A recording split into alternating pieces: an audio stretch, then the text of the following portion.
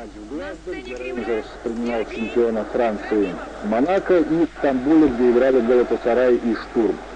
Мы начинаем рассказ о матчах этой группы из Глазго, где команда Дика Адвоката с первых же минут устремилась в атаку. Вообще расклад был такой, что побеждать нужно было и тем, и другим, а ничья ни тех, ни других не устраивала. Только если Штурм побеждал бы в Стамбуле, тогда Глазго мог позволить себе взять одно очко в этом матче. Ну и мы видим, что вначале Рейнджерс преуспели. Здесь не очень удачно сыграл Франсиско да Кошта, не попал по мячу, и в результате Кенни Миллер с близкого расстояния нанес мощный удар в ближний угол, который не сумел голкипер монегастов Парато отразить. Так 1-0 довольно быстро Рейнджерс в счете повел. Состав у хозяев поля был снова в какой-то мере удивительным для болельщиков. Вот посмотрите, как атакует Глазго в начале матча. Большое преимущество было у хозяев. Это Михаил Молс, который пропустил очень много из-за травмы, и теперь снова входит, можно сказать, в форму и уже достаточно неплохо выглядит. Именно он пытался повторным ударом направить мяч в ворота, но не попал. Так вот, состав был во многом удивительным, конечно, у Рейнджерс. Еспер Кристиансен занял место в воротах. В защите играли Риксон, Амаруза, Нуман и Видмар. Барри Фергюсон, капитан команды Альбертс, Рон де Бур. Это средняя линия, еще Скотт Уилсон вместе с ними. И, наконец, два форварда, Кенни Миллер и Михаил Молс. Вообще, Рейнджерс лихорадит в последнее время. Команда очень здорово начала турнир Лиги Чемпионов, одержала победу в первых двух матчах, в том числе над тем же Монако на выезде.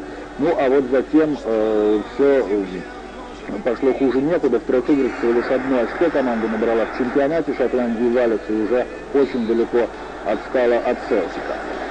Рейнджеры упустили инициативу в какой-то момент, причем произошло это как-то незаметно. Моменты у ворот Парато продолжали возникать, правда, процент их реализации был крайне низким, как мы видим, но, с другой стороны, и Монако игру оживил, особенно после того, как вместо Гальярда, у которого, видимо, случился рецидив старой травмы, вышел уже на 26-й минуте на поле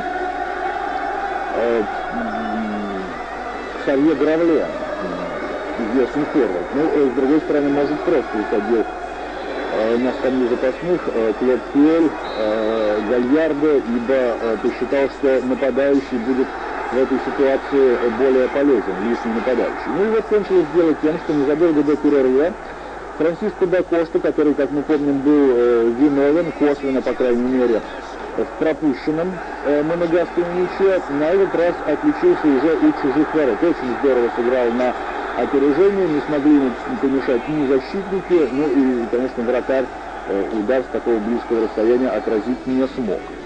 Ну, а это уже концовка первого тайма. Я назову состав, в котором Монако играл в этом матче. Парато в воротах, Контрерас, Кристанваль, Ирлес и да Кошта защитники.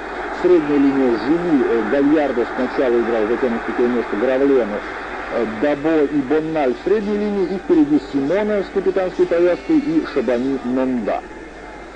Второй тайм начинается, и снова в первые минуты колоссальное давление было на ворота Монако. Счет 1-1. Напомню, не устраивает никого практически, но Рейнджерс играет дома на переполненном Айбраксе, и здесь, в общем, все игры складываются одинаково. С кем бы Рейнджерс не играл, с Сент-Мироном или с мадридским Реалом. Пытаются, все время пытаются оказывать давление на защиту соперника футболисты Рейнджерс. Ну, вот мы видим момент, когда чудовищная ошибка Лоренцо Амаруза, вообще даже удивительно, что этот опытнейший защитник так сыграл в этом эпизоде, едва не привела ко второму мячу в ворота Рейнджерс. Но там замешкался в последний момент Симон и ушел слишком далеко влево, и в результате момент этот самый упустил. Ну, а теперь мы смотрим, как атакует Рейнджерс. Штрафной удар со своей половины поля. Здесь выигрывается верховая борьба и выход практически 1 на 1. Не успевает опять до Коста. Ну и вот Молс наконец забивает свой гол. Конечно, стоит порадоваться за этого голландского нападающего. В общем, прошлый сезон он так играл, что было ощущение, вот-вот должен в сборную Голландии попасть. Но, повторю еще раз, тяжелая травма, из-за которой он пропустил 8 или 9 месяцев, и вот только недавно вернулся вновь в строй. Ну, удар, трудно сказать, был ли не берущимся. Кстати сказать, это Рон де Бур там выиграл борьбу в воздухе, именно он ассистировал Молсу. Ну, неудобным получился для вратаря, не успел сложиться Парате. Посмотрите, прям под собой пропустил мяч, но с другой стороны винить голкипера тоже тяжело, может быть, имело смысл ногой попробовать мяч отбить, но советую всегда легко в таких ситуациях, а у Парате не было столько времени на размышления. Серия замен. Тугай выходит вместо Молса у Рейнджерс, лишний игрок в среднюю линию. У Монако появляется Прессо вместо Нонды, итало-хорват Дадо Прессо. В этом эпизоде получает предупреждение Гравлен за грубую игру. Это, кстати, была первая желтая карточка в матче, хотя мы видим, что борьба в каждом эпизоде буквально идет достаточно жесткая. Ну вот, тем не менее, в рамках правил действовали соперники. По крайней мере, не было откровенной грубости. Вот до того момента, как Гравлен нарушил правила. А здесь уже это жесткость, граничащая с жестокостью. Это Дабо атакует Йорга Альбертса. И, естественно, желтая карточка — это еще даже мягкое, наверное, наказание за такой фол. У Альбертса удар не получается, и довольно легко Парате отбивает мяч, правда, отбивает прямо перед собой. Там защитники вынуждены ему помогать. Вышел Элуа на поле вместо Жюли. У Монако опять же усиливает, пытается усилить линию атаки тренер гостей Клод Пиэль. Ну и вот кончается все тем, что Еспер Кристиансен пропускает не совсем уже простенький мяч от Марко Симона. Конечно, тут и защитники. Их доля вины тоже есть. Симона дали пробить из пределов штрафной. Этого делать ни в коем случае нельзя, ни при каких обстоятельствах. Ну вот, смотрим, как это все происходит. И Симона первым касанием бьет. Прессо сделал ему эту передачу. Преследует Скотт Уилсон. Марко Симона. Ну, что можно сказать про действия голкипера? Ну, как минимум не выручил, хотя от него очень многое зависело в этом эпизоде.